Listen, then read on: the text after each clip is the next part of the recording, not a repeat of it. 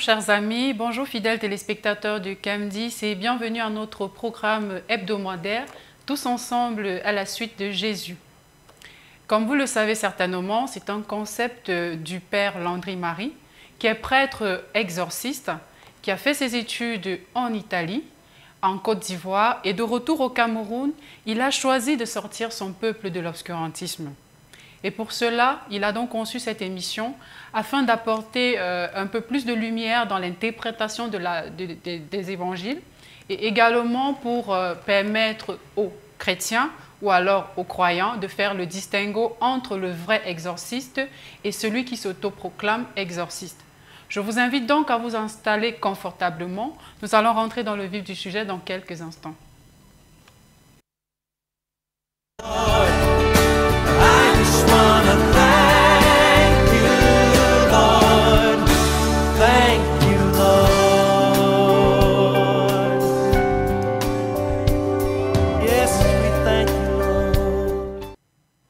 Voilà, j'espère que vous êtes confortablement installés, que vous avez votre Bible, de quoi noter, car si vous souhaitez participer à l'émission, vous pouvez nous contacter au numéro qui s'affiche au bas de l'écran.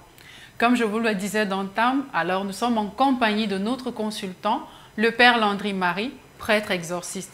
Bonjour mon père. Bonjour Eunice Thiogo, merci pour votre invitation renouvelée. Comme vous l'avez annoncé dans le cadre de notre émission, de tous les dimanches, tous ensemble à la suite de Jésus-Christ de Nazareth. Alors mon père, la semaine a été plutôt surchargée parce qu'on a investigué, on vous a suivi dans vos activités et vous pouvez nous dire un petit mot sur les activités de cette semaine? Alors oui, la semaine a été assez chargée, mais pas seulement la semaine. Depuis près de 2 semaines, nous sommes un peu chargés parce que, comme nous le verrons au cours justement de vos investigations, il y a des gens qui sont venus de l'étranger, je vais dire comme ça des expatriés, des étrangers qui sont venus à ma rencontre par rapport à des réalités spirituelles et mystiques par lesquelles ils sont accablés, sans compter ceux qui nous invitent, je vais dire par semaine, pour aller dire des messes dans leur maison afin que nous puissions exorciser le mal dans leur demeure.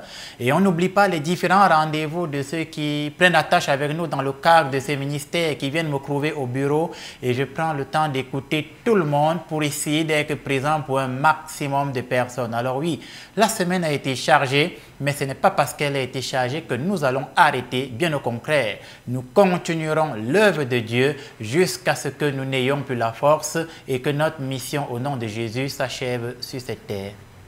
Voilà, donc comme vous l'avez entendu, malgré ces différentes activités, il répond toujours présent pour enseigner le peuple. D'ailleurs, ce dimanche, le thème qu'il a choisi, c'est « Dieu réconforte toujours son serviteur ». Mon père, pourquoi le choix de ce thème?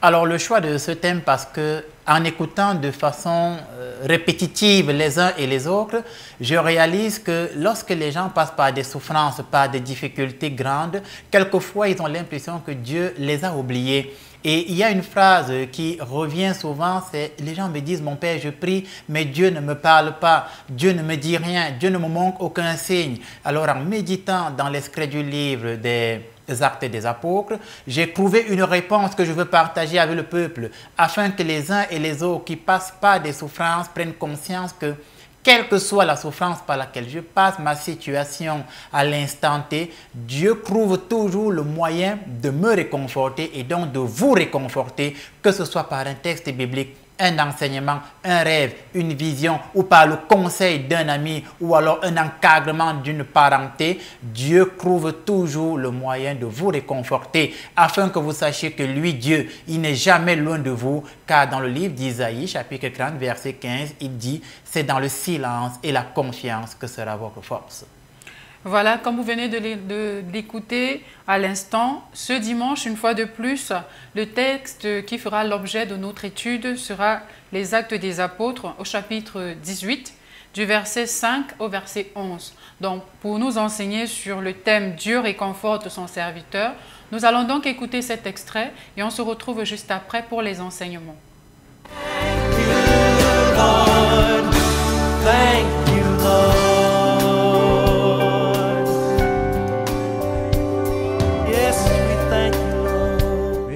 Quand Silas et Timothée furent arrivés de la Macédoine, il se donna tout entier à la parole, attestant aux Juifs que Jésus était le Christ. Les Juifs faisant alors de l'opposition, Et se livrant à des injures, Paul secoua ses vêtements et leur dit « Que votre sang retombe sur votre tête, j'en suis pur. Dès maintenant, j'irai vers les païens. » En sortant de là, il entra chez un nommé Justus, homme craignant Dieu et dont la maison était contiguë à la synagogue. Cependant, Crispus, le chef de la synagogue, crut au Seigneur avec toute sa famille, et plusieurs Corinthiens qui avaient entendu Paul crurent aussi et furent baptisés. Le Seigneur dit à Paul en vision pendant la nuit, « Ne crains point, mais parle, et ne te tais point, car je suis avec toi, et personne ne mettra la main sur toi pour te faire du mal. Parle, car j'ai un peuple nombreux dans cette ville. » Il y demeura 1 an et 6 mois, enseignant parmi les Corinthiens la parole de Dieu. Thank you, Lord.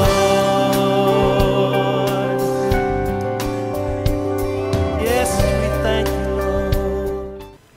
Nous venons donc tous d'écouter attentivement cet extrait des Actes des Apôtres au chapitre 18, des versets 5 à 11. Nous allons donc passer à la première partie de notre émission. Il s'agit ici en fait de l'analyse et de l'interprétation du texte. Alors mon père, nous venons de suivre que les Juifs répondaient à Paul par des insultes. Que devrions-nous comprendre de cette attitude antipathique envers les hommes de Dieu? Ah oui, c'est une question très bien posée par rapport au texte que nous avons suivi. Effectivement, nous avons suivi dans cet extrait du livre des Actes des Apôtres que l'apôtre Paul va aller en Macédoine, voilà, pour annoncer la parole de Jésus-Christ.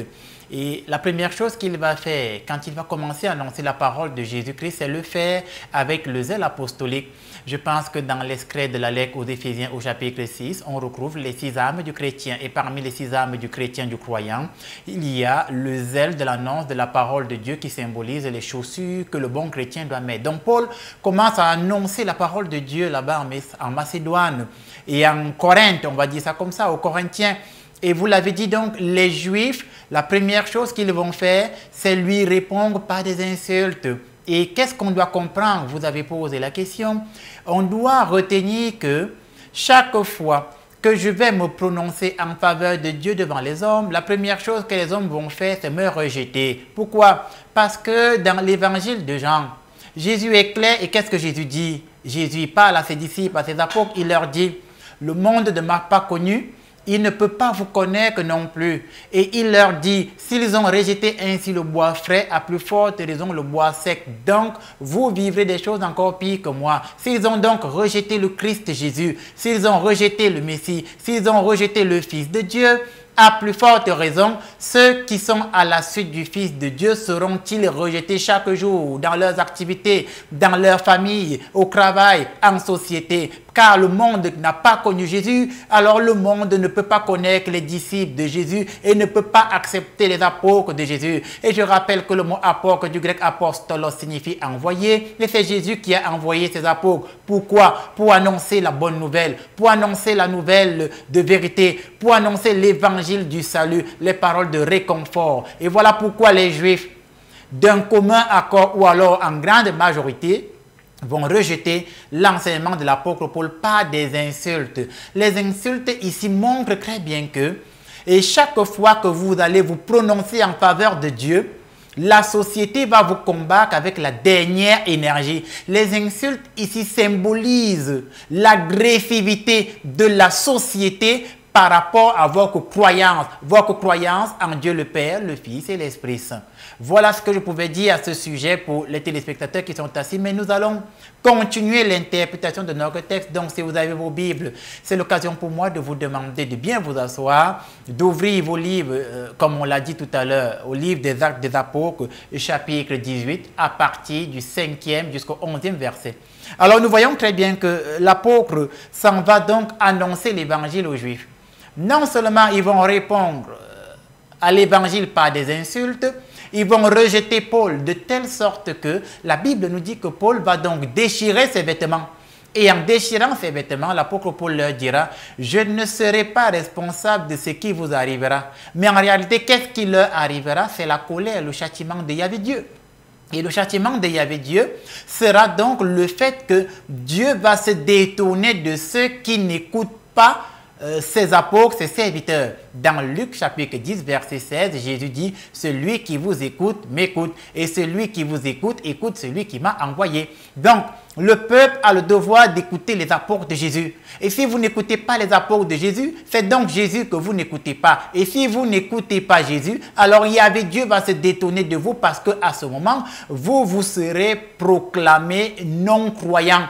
Ce que la Bible va appeler les non-croyants ou les païens, si vous voulez. Et donc, Paul va déchirer ses vêtements pour dire au peuple que désormais, si Yahvé Dieu se détourne de vous, ce ne sera pas ma faute parce que moi, Paul, je vous aurai apporté la parole de vérité. Je vous aurai apporté la parole de lumière, la parole qui délivre. Jean 8, 42, vous connaîtrez la vérité. Et c'est cette vérité qui vous affranchira. Et Paul, il veut délivrer les Juifs de la mauvaise connaissance sur Dieu. Et il rejette donc la parole de vérité. Et toutes les personnes qui sont à la maison, et qui ont l'habitude de rejeter la parole de vérité, la conséquence c'est laquelle? C'est que Dieu va se détourner de vous. Et c'est important que chacun soit conscient de ce fait. Ensuite, à la fin de ce texte, on nous dit que Paul va donc quitter, je vais dire, cette zone, il va aller s'installer chez un autre habitant. Et cet habitant, je pense qu'il s'appelait Titus Jutus. Il va rester là-bas un moment et il va commencer à annoncer la parole de Dieu dans la famille de ce monsieur. Et on dit qu'un chef de la synagogue va se convertir. Et une fois que ce chef de la synagogue va se convertir, voilà qu'il y aura aussi des Corinthiens qui vont suivre l'exemple de ce chef de la synagogue. Qu'est-ce que nous devons comprendre? Lorsqu'on ne t'écoute pas dans un lieu, va dans un autre. Mais n'arrête pas d'annoncer la parole de Jésus. Ce n'est pas parce qu'on t'a rejeté dans un lieu que tu dois te taire. Tu dois continuer à parler au nom de Jésus jusqu'à ce que Yahvé Dieu lui-même t'ordonne de ne plus parler. Et Paul s'en va donc chez Jutus et arrivé là-bas, il y a le chef de la synagogue Crispus qui va se convertir. Et à partir de là, beaucoup de Corinthiens vont se convertir. Alors, qu'est-ce qui est important de comprendre, c'est que vous ne devez pas avoir peur de changer. Même si la société vous avait déjà identifié sous un certain angle, à partir du moment où vous reconnaissez votre erreur, vous devez en toute humilité changer. Et ce chef de la synagogue qui a écouté Paul parler, qui a écouté la parole de Jésus, malgré qu'il faisait partie des dirigeants de la synagogue, ça veut dire que la société l'avait identifié comme étant un prêtre juif. La société lui avait déjà identifié comme étant un dispensateur de la doctrine judaïque. Donc, c'était quelqu'un qui avait la connaissance du judaïsme. En toute humilité, il va revenir sur ses pas, il reconnaît son erreur et il se dit, la véritable doctrine est celle que cet apôtre annonce. Il se convertit et derrière lui, il y a d'autres conversions du peuple Corinthe ou alors des Corinthiens qui vont le suivre. Ensuite, lorsque Paul, le texte continue, lorsque Paul s'en va se reposer, et c'est ça qui est important dans notre thème, on dit dans une vision, Yahvé, Dieu lui apparaît, et que va lui dire le Seigneur Dieu? Je vais lire ce verset pour vous à la maison. Yahvé lui apparaît et lui dit, ne crains pas, continue de parler, ne te tais pas, je suis avec toi et personne ne te fera aucun mal. Sache que ici, dans cette ville, j'ai un peuple nombreux. C'est important. Yahvé qui vient réconforter l'apôtre Paul. Pourquoi Yahvé? Pourquoi Dieu? Pourquoi le Seigneur vient réconforter Paul? Parce que c'est très difficile de faire l'expérience de l'inefficacité de son témoignage. Je m'explique. Lorsque vous êtes un nouveau converti et que vous avez envie de convertir le monde entier, vous avez le zèle apostolique, c'est assez frustrant que vous alliez d'échec en échec. Qu'est-ce à dire? Lorsque vous alliez vous agresser à des gens, ils vous rejettent, ils vous insultent et ils ne vous écoutent pas. Au début, vous avez l'enthousiasme, mais avec le temps qui passe, cet enthousiasme va finir par s'estomper. À un moment donné, vous finirez par vous remettre en question sur le plan psychologique et vous vous direz, peut-être ce n'est pas moi qui ai la bonne méthodologie. Et l'apôtre Paul, bien étant un serviteur de Dieu, il reste un être humain. Et sur le plan humain, il commence à se décourager. Voilà pourquoi notre thème s'intitule « Dieu réconforte toujours son serviteur ». Et toi qui es à la maison, je ne sais pas quelles sont tes difficultés du quotidien.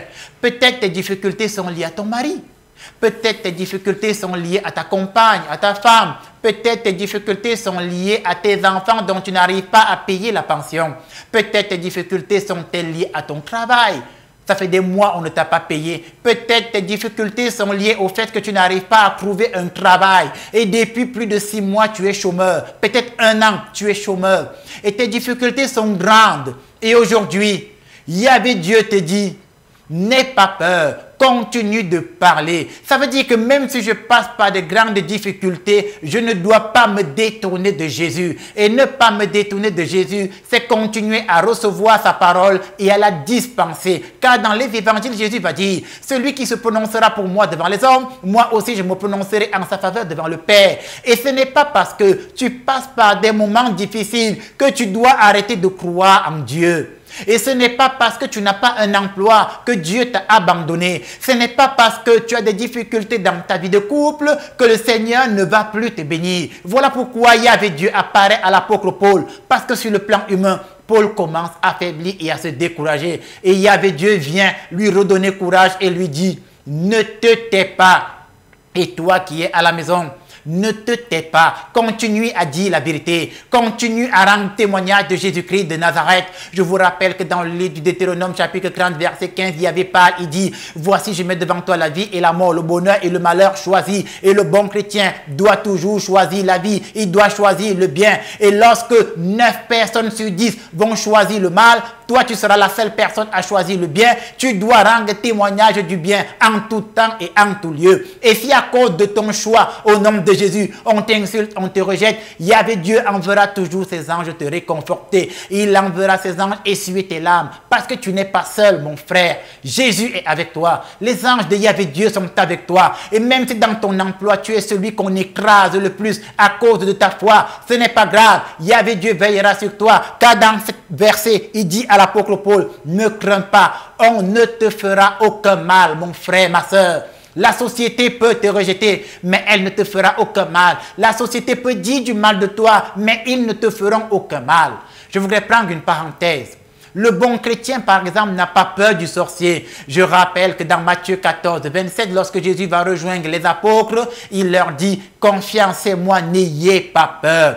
Et lorsque Jésus dit n'ayez pas peur, il marche sur les eaux. Et nous savons que l'eau est un milieu hostile à la vie chrétienne, car aucun être humain ne peut respirer sous l'eau. Mais Jésus qui marche sur l'eau, il montre que à partir du moment où tu es avec Dieu, tu marches même sur les puissances ténébreuses, tu marches même sur tes difficultés. Et si ce sont les sorciers qui te font du mal, le bon chrétien écrase la sorcellerie parce qu'il n'a pas peur. Et Yahvé Dieu envoie son esprit pour veiller sur lui. C'est pourquoi Yahvé vient reconforter Paul et lui dire, ne te tais pas. Alors toi qui es à la maison, qui m'écoute et qui voulait déjà te décourager, toi mon frère, ma soeur, qui est malade depuis des années et qui te disait, mon cas est désespéré.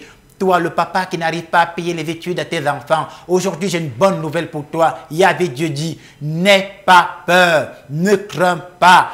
Continue de parler, garde la foi, garde l'espérance, car celui qui persévérera jusqu'à la fin, vont dire l'évangile, c'est celui-là qui sera sauvé. Et je vous rappelle qu'il est très important pour le bon chrétien de persévérer, car dans la première lettre aux Thessaloniciens, chapitre 5, les versets 7 à 17, il est écrit, en toutes circonstances, prier. Il faut prier et en toutes circonstances rendre des grâces. Alors oui, frères et sœurs, voilà ce que je pouvais partager avec vous aujourd'hui, afin que vous preniez conscience que Yahvé Dieu vous réconforte ce dimanche. Il vous réconfortera toujours et encore, et même dans les difficultés, il ne cessera de vous réconforter. Même s'il faille vous apparaître en rêve, Yahvé Dieu est capable de le faire. La parole de Jésus est mon épée. Elle est ma flamme. Et je prie que cette parole de Jésus devienne dans votre quotidien une épée et que tous vous deveniez des meilleurs chrétiens au nom de notre Seigneur et Maître Jésus-Christ. Merci mon Père, merci pour ces enseignements, merci pour ce message de réconfort. Je pense que chacun des fidèles téléspectateurs s'est retrouvé, s'est reconnu dans ces paroles et je pense que tous sont prêts à suivre Jésus afin de mieux appréhender les situations par lesquelles nous tous nous passons au quotidien. Alors là, nous sommes arrivés au terme de la première partie de notre émission qui consistait justement à analyser et interpréter ce texte des Actes des Apôtres au chapitre 18, des versets 5 à 11. Donc là, nous allons passer à la deuxième partie. Mais avant, je vais vous inviter déjà à nous suivre sur la chaîne YouTube Père Landry Marie. Dans cette chaîne, vous allez retrouver divers enseignements et toutes les émissions qui sont diffusées sur cette chaîne depuis voilà, pratiquement plus d'1 an. Maintenant, je rappelle également que l'émission est diffusée tous les dimanches à 18 h, rediffusée le mercredi suivant à 23 h pour les personnes qui n'ont pas eu le temps de regarder le dimanche. Et également, celles qui n'ont pas pu regarder le mercredi à 23 h, vous pouvez également vous rattraper dimanche matin à 8 h. Donc, vous avez 2 jours de rediffusion de l'émission, le mercredi 23 h, dimanche matin à 8 h. Et là, nous allons passer à la deuxième partie de notre émission qui consiste à répondre à des réactions ou alors des questions que certains parmi vous ont déjà envoyées sur le téléphone du Père. Donc, nous allons faire un petit tour au niveau de la régie. On se retrouve juste après pour les réponses à vos questions. À tout de suite. I just wanna thank you, Lord. Thank you, Lord. Yes, we thank you, Lord. De retour sur le plateau, nous allons commencer avec les réponses aux questions. Déjà, je remercie tous les fidèles téléspectateurs qui ont pris le soin d'envoyer leurs réactions, d'envoyer leurs questions. C'est vrai que nous ne pourrons certainement pas répondre aux questions de tout le monde, mais déjà, on a sélectionné quelques-unes. Donc, je vous invite à suivre attentivement les réponses à vos questions. Sans plus tarder, nous allons commencer par la question de Micheline.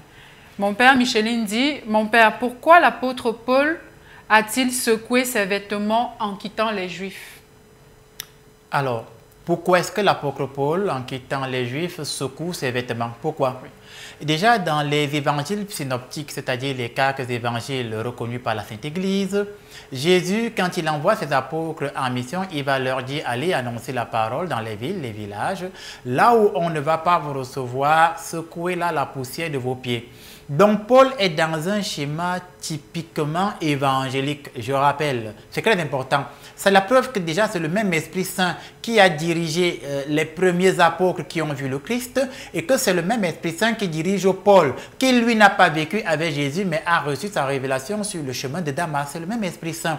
Voilà. Et Paul secoue ses vêtements, pourquoi? C'est une image, c'est un symbole que nous pouvons interpréter d'une façon spécifique. C'est-à-dire que lorsque j'arrive quelque part et que j'apporte la lumière de Dieu et que j'apporte la parole de Jésus, j'apporte une parole de vérité, j'apporte une parole de délivrance et que dans ce lieu, je suis rejeté, je suis insulté, ça veut dire que dans ces lieux, c'est les ténèbres qui prolifèrent. Ça veut dire que dans ce lieu, il y a une expansion et une propension de la doctrine ténébreuse. Et comme moi, je ne suis donc pas des ténèbres et je ne suis pas un ténébreux au sens paulinéen du terme, qu'est-ce que je fais?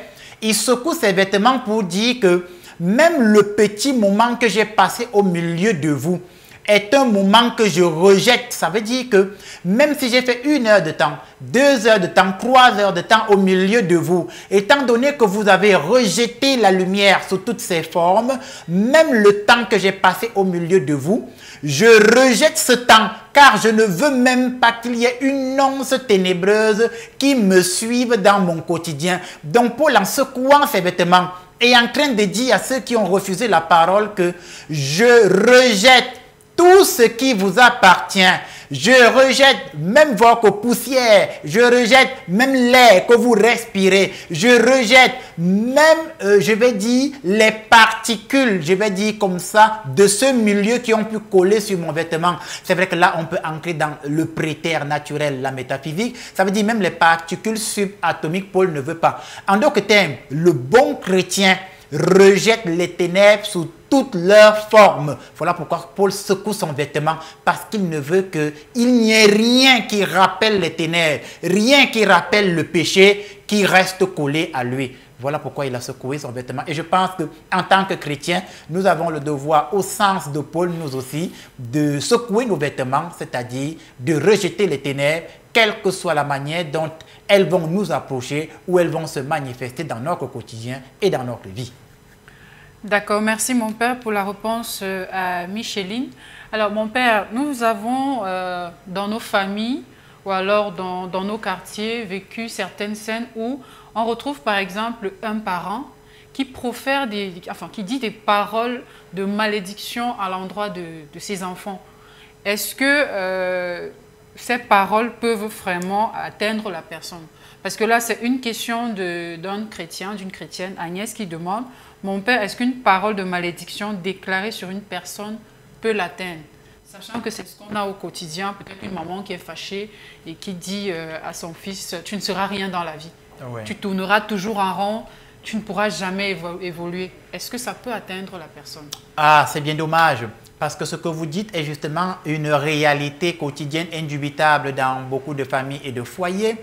Il y a des parents qui ont la langue bien pendue, je vais dire ça comme ça. Il y a des parents qui ont la langue bien légère et pour un rien, il a déjà dit à son fils ou à sa fille: je te maudis, tu ne seras rien, tu ne deviendras rien. Et c'est bien dommage de voir que des parents qui ont la responsabilité spirituelle de leurs parents ne pèsent pas le poids de leur responsabilité devant Dieu et qu'à cause d'un excédent de colère, je vais dire ça comme ça, et je rappelle que parmi les 7 péchés capitaux, il y a la colère. À cause d'un excédent de colère, vont proférer des paroles de malédiction sur leur progéniture. Et même parfois, c'est sur les enfants des autres qu'ils vont déclarer des paroles de malédiction. Voilà. La question est donc bien posée. Est-ce que lorsque je reçois une parole de malédiction, est-ce qu'elle va automatiquement s'accomplir? La réponse à cette question va nous faire remonter à la doctrine augustinienne. Et quand je parle de la doctrine augustinienne au sens théologique du terme, je parle de Saint Augustin.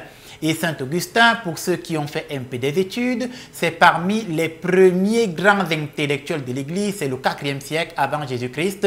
Après lui vont survenir à la période moyenâgeuse des gars comme Saint Thomas d'Aquin qui vont systématiser et systémiser, je vais dire, l'enseignement doctrinal de l'Église. D'ailleurs, Thomas d'Aquin va écrire les croissants théologiques qui sont utilisés jusqu'à aujourd'hui pour la formation des prêtres. Donc, qu'est-ce que je veux dire par là? Saint Augustin, quand il parle de l'être humain, il dit qu'il y a ce qu'on appelle la faute originelle. La faute originelle, c'est ce péché métaphysique que Adam et Ève vont poser comme geste qui va les faire désobéir à Dieu. Et à partir du moment où je désobéis à Dieu, la malédiction s'abat automatiquement sur moi. C'est ce qu'on va appeler l'état de disgrâce. Et donc, pour que la malédiction m'atteigne, il faudrait que je sois en état de disgrâce. C'est ce que je voudrais expliquer. Maintenant, Augustin identifie ce qu'il va appeler l'état de grâce, qui s'apparente à la justice originelle. Donc, lorsque je suis en état de grâce, il est impossible qu'une malédiction m'atteigne et me touche. Donc, pour qu'une parole de malédiction ait de l'effet dans ma vie, il faudrait que je sois quitté de l'état de grâce à l'état de disgrâce. C'est ce que l'Église va donc appeler l'état de pécheur. Celui qui est dans l'état de péché, la malédiction humaine le touche automatiquement. Pourquoi? Parce que sa culpabilité parle devant le trône de l'Éternel. Je prends un exemple. Imaginons que votre papa se lève et vous dit: je te maudis. Tu ne feras rien dans ta vie. Et imaginons que dans cette famille, tu as l'habitude de voler l'argent de papa. Le fait que tu aies l'habitude de voler l'argent de papa, le vol est un péché. Et ce péché te met en état de disgrâce. Du coup, l'état de disgrâce ouvre donc la porte à la malédiction et la malédiction t'atteint. Mais imaginons que tu es à la maison. Tu n'as jamais volé l'argent du papa. Tu ne fais de mal à personne parce que le papa a l'habitude de boire. Donc, c'est un ivrogne. Il rentre et un jour, dans son état, je vais dire comme ça, de soulard, déclare dans ta vie: toi, tu ne vas jamais rien faire. sa parole est de nul et de sans effet à l'instant T. Elle ne peut rien te faire. Pourquoi? Parce que tu es en état de grâce, c'est-à-dire tu es sous la bonté de Yahvé Dieu. Voilà ce que je voulais expliquer comme élément pour que les uns et les autres prennent conscience qu'il y a l'état de grâce et l'état de disgrâce, et la malédiction touche ceux qui sont en état de disgrâce. Voilà. D'accord, mon père. Mais justement, dites-nous, mais si un enfant est en état de disgrâce et qu'il a eu à recevoir des paroles de malédiction et qu'après, l'enfant revient sur de meilleurs sentiments, comment est-ce qu'il peut faire pour annuler cette malédiction? Voilà. Si j'ai été en état de disgrâce et il y a une parole de malédiction qui a été dite dans ma vie, et à cause de mon état de disgrâce, de péché, je vais dire comme ça, cette malédiction s'accomplit. Et maintenant, je change, je me convertis et je fais comment pour enlever la malédiction? L'Église nous propose un cheminement clair, le sacrement de la réconciliation. C'est ça, les prêtres appellent la confession. Voilà. Je commence par me confesser. Pourquoi? Parce que Jésus a été clair dans les évangiles de Matthieu: tous ceux à qui vous maintiendrez leurs péchés, ils leur seront maintenus. Et ceux à qui vous les enlèverez, ils leur seront enlevés. Donc Yahvé Dieu a donné le pouvoir à ses apôtres. Luc 17, celui qui vous écoute m'écoute, et celui qui m'écoute écoute celui qui m'a envoyé. Jésus a donné le pouvoir à ses apôtres d'enlever l'état de disgrâce, donc d'ôter la malédiction. Il est donc question, lorsque je sens que je suis sous le joug de la malédiction, que je cherche à me confesser afin que véritablement je retrouve l'état de grâce. Et dans Ézéchiel 26, 36, Yahvé Dieu parle, il dit: je mettrai en eux un cœur nouveau et je vous donnerai un esprit nouveau. Et donc, pour que je puisse recevoir l'esprit nouveau, qui est donc le Saint-Esprit, il faille que je fasse une confession et que je reconnaisse que j'ai eu à pécher, non seulement contre Yahvé Dieu, mais contre mes parents. Et là, Ézéchiel 26, 36 va s'accomplir. Yahvé Dieu me donne un esprit nouveau, et cet esprit nouveau qui est l'Esprit Saint va donc venir faire qu'à nouveau la lumière de Dieu brille dans ma vie, et donc la malédiction va disparaître. Voilà ce que je pouvais apporter comme éclaircissement à cette question. D'accord, merci mon père pour ces explications. Alors mon père, on va prendre un cas de figure. Nous avons investigué en fait et nous avons été contactés par un chrétien qui nous a partagé l'expérience qu'il a eu à vivre avec un prêtre exorciste. En fait, il dit qu'un prêtre exorciste est venu chez eux pour prier, dire une messe, parce qu'ils avaient des blocages, ils avaient différents problèmes. Alors après la séance, après la messe, le prêtre en question a planté des épingles au sol. Et il leur a dit qu'en fait ces épingles, c'était pour les protéger tous. Et lui, il est resté, parce que c'est quelqu'un qui regarde vos émissions, donc il est resté un peu surpris, il ne comprend pas comment est-ce que les épingles qu'on plante au sol peuvent protéger un chrétien. Donc il aimerait savoir qu'est-ce que sa famille et lui peuvent penser déjà de cet acte-là et que faut-il faire en fait. Bien. Un exorciste est allé dans une maison, entre guillemets, et sous couvert d'apporter une prière de protection dans la famille, a fait un rituel dans lequel il a enterré des épingles. Et donc le frère nous demande, ou la sœur, qu'est-ce qu'il y a lieu de penser de ce rituel? À mon sens, Père Langry-Marie, exorciste, on ne m'a jamais enseigné dans l'exorcisme, moi, à planter des épingles, à mon sens. En d'autres termes, ce qu'il a fait n'a rien à voir avec l'exorcisme. Que les choses soient claires. Maintenant, est-ce que c'est quelqu'un qui fait du spiritisme? Je n'en sais rien. Il y a beaucoup de prêtres qui font du spiritisme qui n'a rien à voir avec la spiritualité chrétienne. Qu'un individu vienne chez vous et qu'il plante des épingles, quel effet ça aura pour votre protection? Vous n'en savez rien. Ça, c'est du spiritisme. Et c'est la preuve que soit ce prêtre est mal formé, ça veut dire que lui-même, il a reçu cet enseignement de d'autres prêtres qui avaient reçu cet enseignement de ceux qui les avaient tous très mal formés. Soit alors, ce prêtre ne sait absolument pas Jésus-Christ de Nazareth. Maintenant, de quel côté il se trouve, je n'en sais rien. J'ose juste croire qu'il était mal formé. Donc, des épingles ne peuvent pas protéger quelqu'un. Mais qu'est-ce qui peut protéger quelqu'un? C'est les anges de Dieu. Qu'est-ce qui délivre un chrétien? C'est le nom de Jésus-Christ de Nazareth. Et pour que le nom de Jésus puisse me délivrer, il faudrait que j'accepte Jésus dans ma vie. C'est la procédure de conversion. Dans Jean au chapitre 3, il y a l'entretien avec Nicodème. Et l'entretien avec Nicodème implique la nouvelle naissance. Et si je ne nais de nouveau, comment l'Esprit de Dieu peut-il habiter en moi? Ce n'est donc pas en allant planter des épingles dans une famille que la protection leur est accordée. Non. Non et non, parce que tu peux planter autant d'épingles que tu veux. Si le papa et la maman de cette famille ont le cœur dur et sont méchants, la grâce de Dieu ne les atteindra jamais. Il est donc question pour vous, je vais sortir par là, de vous éloigner de tous ces prêtres qui sont des spiritistes et qui font des rituels bizarres. Et moi, j'identifie très bien le prêtre exorciste du ritualiste. Le ritualiste, c'est celui qui passe le temps à ne faire que des rituels sous couvert du nom de Jésus, alors que dans sa vie, il ne vit pas selon le nom de Jésus. Il ne déploie pas la doctrine de Jésus et au nom des rituels, il prend des centaines de millions aux gens pour rien, alors qu'en tant que prêtre, il n'a été formé nulle part et c'est comme ça qu'il embrouille et il met le peuple dans la confusion. Que Dieu vous bénisse, frères et sœurs, et qu'il vous donne le discernement de savoir qui vient de sa part et qui ne vient pas de sa part. Voilà, merci mon père. Nous allons arrêter là pour les questions ce dimanche. Bien sûr, je remercie les fidèles téléspectateurs qui ont réagi et qui continuent même de réagir. Nous allons continuer à répondre à vos questions dans nos prochaines émissions. Mon père, nous allons sortir par une situation ou alors un fait divers qui est d'actualité dans notre pays en ce moment.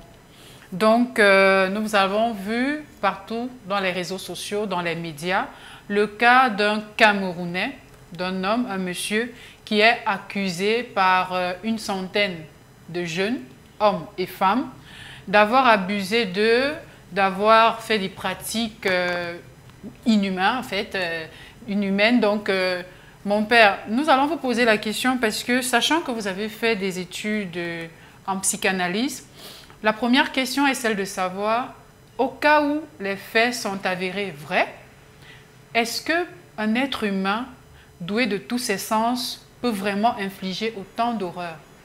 Alors, je pense que là, vous êtes en train de parler parce que moi, je suis aussi souvent l'actualité, non, sur mon attel, sur, voilà. Je pense que vous parlez de cette affaire scandaleuse identifiée au sein de la justice, comme ils ont appelé l'affaire Popda, je pense. Non? Oui. Voilà, c'est ça. C'est ça qui fait l'actualité du moment. Moi, j'ai lu sur les réseaux sociaux l'affaire Popda. Et pour résumer, pour nos téléspectateurs, je pense que dans cette affaire, ce monsieur est pointé du doigt par plusieurs citoyens ou concitoyennes qui disent que il a eu souvent à les amadouer avec beaucoup d'argent alors qu'il a eu à répandre sur le plan des relations sexuelles des maladies virales à l'instar du sida et d'autres maladies, semble-t-il. Et donc, il est accusé de toutes parts comme ça et la justice s'est saisie de cette affaire. Voilà. Et donc, vous me demandiez si ce genre d'individu, par exemple, ce monsieur Popda, qu'est-ce qui peut le pousser à poser de pareils gestes? Je pense, voilà. Sur le plan psychanalytique, c'est quelqu'un qui a mal refoulé sa colère. Ça veut dire que lui aussi, à une époque de sa vie, il a reçu une maladie virale. On peut identifier comme étant le VIH-Sida, par exemple. Maintenant, peut-être ne sait-il pas qui lui a transmis le VIH-Sida. Et il commence donc à en vouloir à tout le monde. Et quand je parle de tout le monde ici, c'est beaucoup plus les femmes. Donc, il va transférer psychanalytiquement sa colère qu'il n'arrive pas à contenir sur le genre féminin. Et il va donc, ou alors il tient les femmes responsables de ce qui lui est arrivé. C'est-à-dire que lui, on lui a transmis une maladie virale, le VIH. Et du coup, comme il a donc beaucoup de moyens financiers et qu'il sait que beaucoup de femmes, pas toutes les femmes, non, mais beaucoup de femmes sont friandes d'argent, il commence donc à mettre en avant l'aspect financier. Les femmes viennent à lui et sous l'effet de la colère, il leur transmet aussi cette maladie virale. C'est donc quelqu'un qui, sur le plan psychanalytique, est malade. C'est une pathologie mentale en fait. Si on était en Europe, c'est quelqu'un qu'on enverrait dans un asile psychiatrique pour essayer de comprendre à quel moment est-ce qu'au niveau du psychisme, il y a eu un déséquilibre. Parce que tenir le genre féminin responsable de ce qui t'arrive, c'est une mauvaise façon de penser, c'est fuir ses responsabilités. Ça veut dire qu'il n'estime pas que lui, il a fait d'erreur. Non, à aucun moment il estime que lui, il a fait d'erreur. Non, c'est les autres qui ont fait des erreurs et ici, ce sont les femmes. Voilà ce que je pouvais dire sur le plan psychanalytique. Sur le plan chrétien, c'est clair que c'est quelqu'un qui ne prie pas et qui ne croit pas en Dieu. Et je pense que si demain, on peut essayer de mettre autour de ce monsieur un bon dispositif psychologique et psychanalytique, ce qu'on va appeler une cure psychanalytique.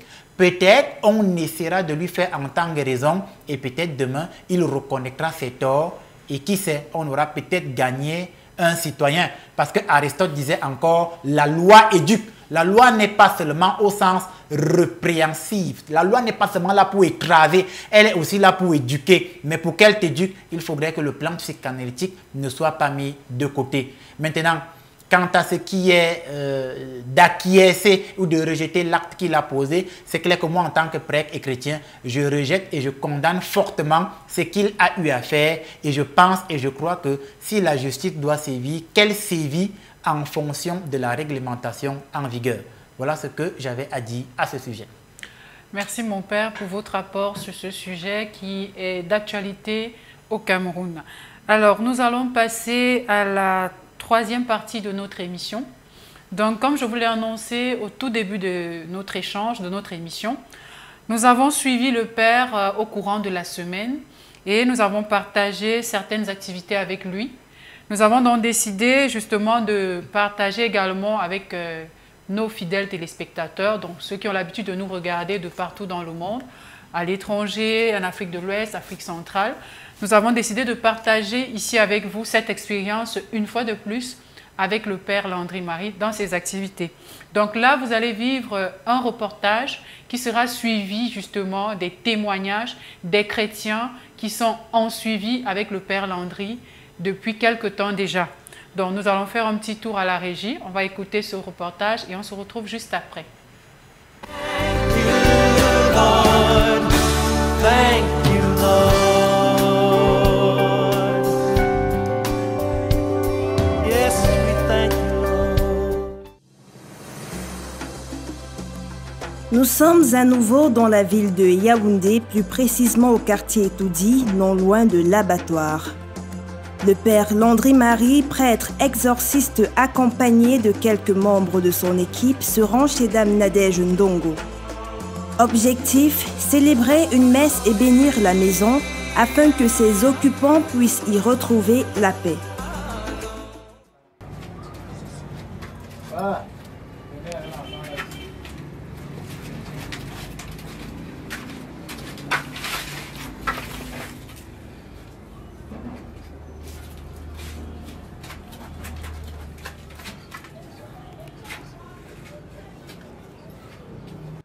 Une fois arrivé sur les lieux, l'exorciste commence par dresser l'autel sacré du Seigneur où il célébrera la divine liturgie. Énéo fait des siennes, mais le père Landry Marie va mener sa mission jusqu'à son terme. Il apporte au cours de la célébration un message évangélique de réconfort, d'espoir et de protection à l'endroit de cette famille. Dans cette entreprise-là, j'ai constaté que je ne suis entouré que de menteurs, de bandits, de voleurs, de malhonnêtes. Je cherchais quelqu'un de loyal. Je cherchais quelqu'un qui a des principes. Je cherchais quelqu'un de vrai. Et toi, tu m'as démontré que tu es vrai. C'est à toi que revient ce poste. Et le gars prend conscience qu'au nom de Jésus, une situation qui semblait catastrophique est devenue une situation de bénédiction. Toujours dans sa mission, il procédera à l'aspersion d'eau bénite dans les coins et recoins de la maison. Parallèlement, l'exorciste ne manquera pas de prier en imposant les mains à toutes les personnes ayant assisté à cette messe pour leur délivrance et leur guérison.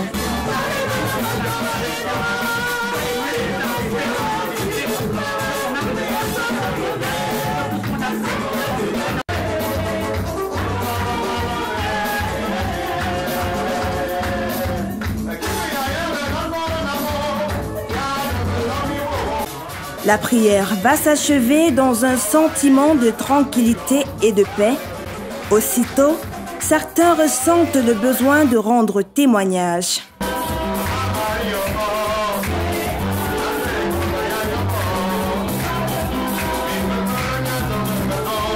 Une fois sur Cam 10, je suivais une émission comme ça, une émission que je suivais pour la première fois, tous ensemble à la suite de Jésus. Bon, l'éloquence de Père Landry m'a attiré, ça a intéressé mon attention.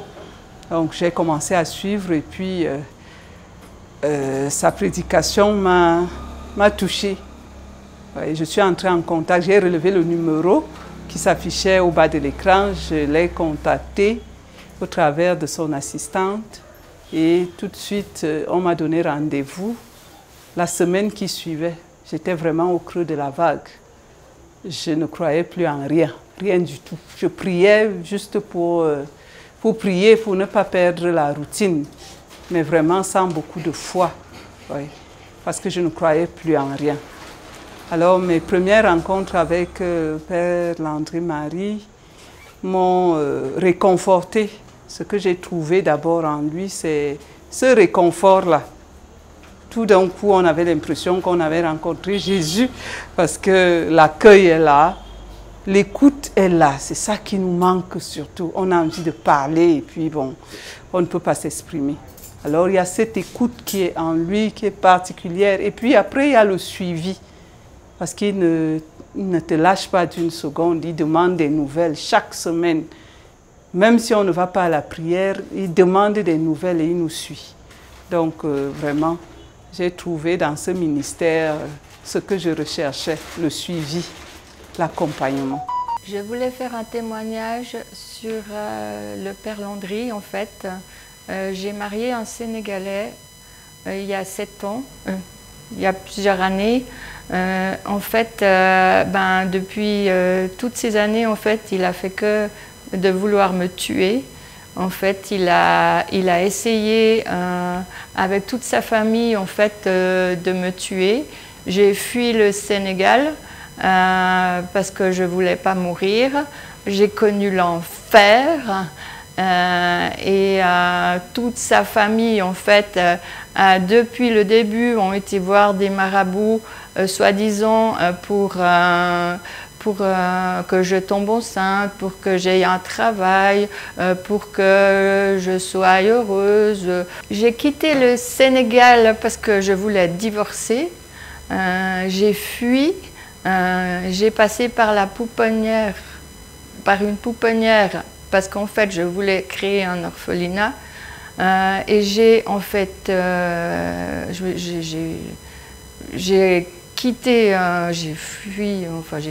le Sénégal pour aller en Suisse et c'est là qu'on m'a parlé de Père Landry qui pouvait me débarrasser de tous ces démons qui voulaient me tuer. Depuis que j'ai rencontré Père Landry, en fait, il y a de l'amélioration. En fait, j'étais plus qu'un squelette avec des chaussures. Grâce à lui, j'ai survécu. Il m'a sorti de l'enfer. Depuis que j'ai connu Père Landry, je me suis mise dans la prière. J'ai prié tous les jours, 3 fois par jour, la nuit aussi. Et je prie, et je prie, et je prie. Et depuis que je prie, en fait, je vais beaucoup mieux. Je guéris. Là, maintenant, je suis debout devant vous. Ce matin, je voulais aller courir, mais j'étais encore un peu trop faible. Mais je vais de mieux en mieux parce qu'il m'a guéri, car grâce à lui, en fait, je suis debout.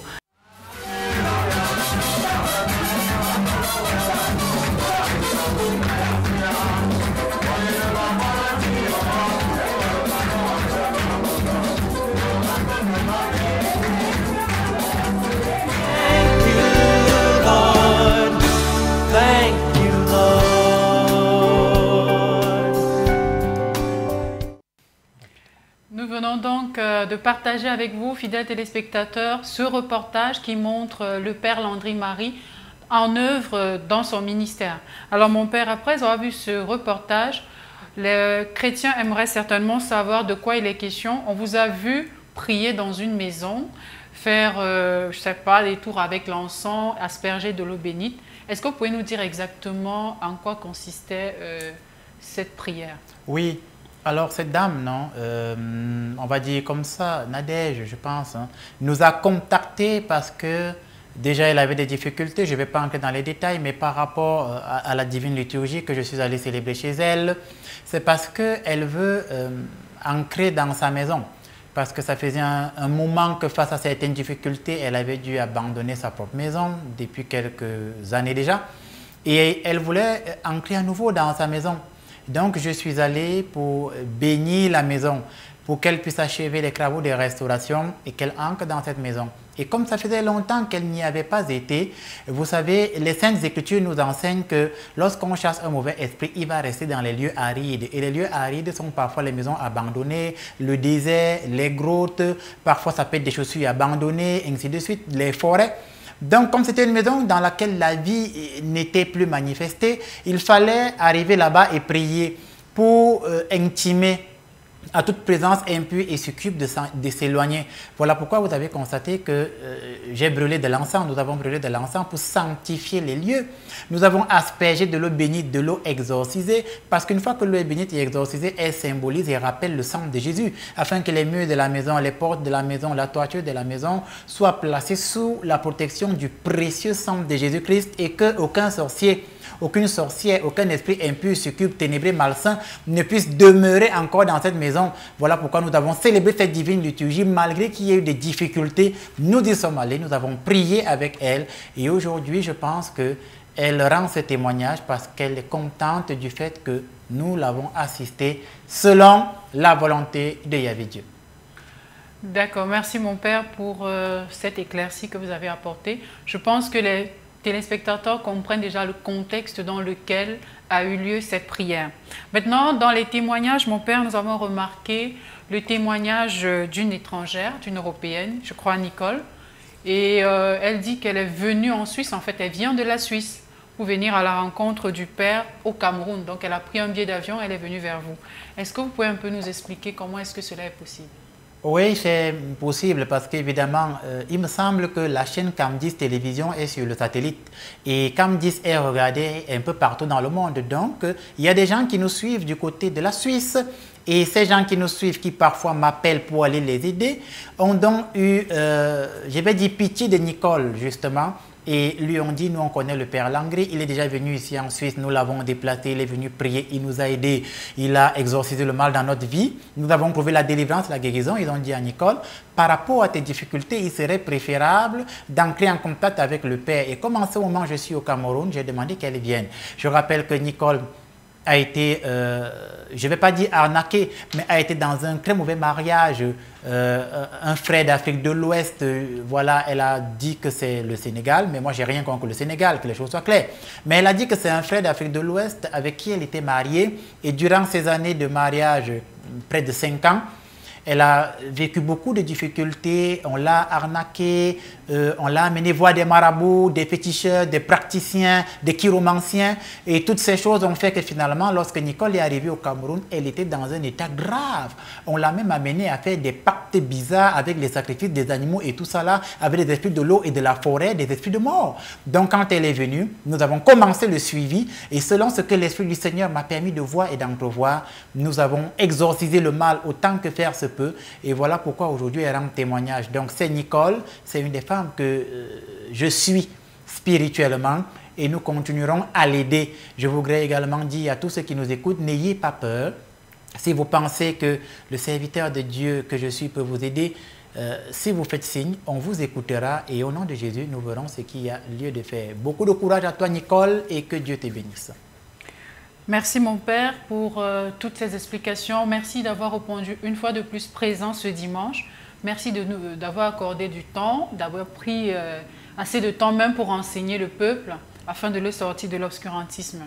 Alors, ce dimanche, je vais rappeler à nos fidèles téléspectateurs que l'édition spéciale fin du mois sera diffusée plutôt la semaine prochaine. Nous serons sur le plateau pour l'édition fin du mois en compagnie du pianiste Gomez, qui est souvent là pour nous accompagner pour l'intercession et pour les différentes prières. Alors, nous sommes arrivés au terme de cette émission, mon Père. On ne saurait se quitter sans une petite prière de fin. Comme d'habitude, nos fidèles téléspectateurs profiteront une fois de plus d'une prière. Merci, mon Père. Nous fermons les yeux, nous baissons la tête et nous prions. Au nom de Jésus, Seigneur, je te prie pour toutes les personnes qui ont regardé ce programme et qui passent par des difficultés comme Nicole.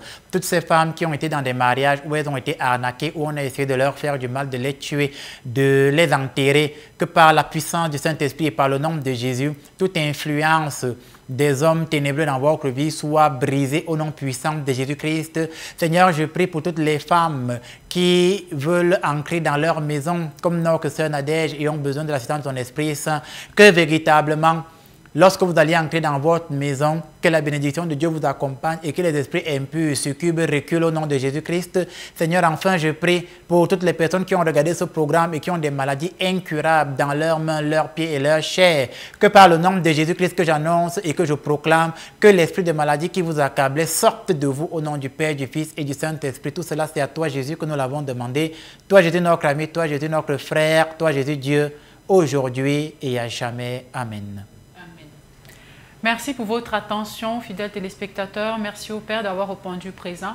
Nous prenons rendez-vous pour dimanche prochain lorsqu'il sera 18 h sur la même chaîne CAM 10. D'ici à là, portez-vous bien et soyez bénis.